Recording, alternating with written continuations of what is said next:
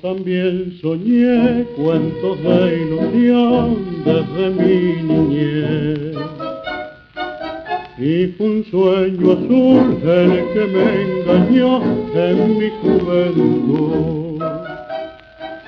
Yo soñé un amor y sentí el calor de un cariño fiel.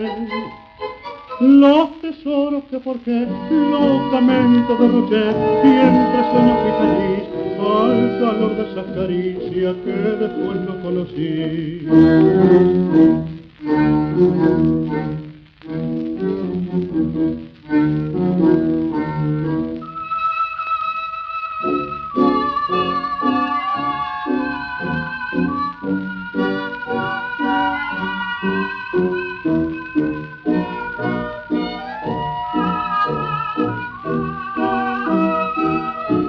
Una mano de hierro nos llama a la realidad y los sueños se cambian en miserias y maldad.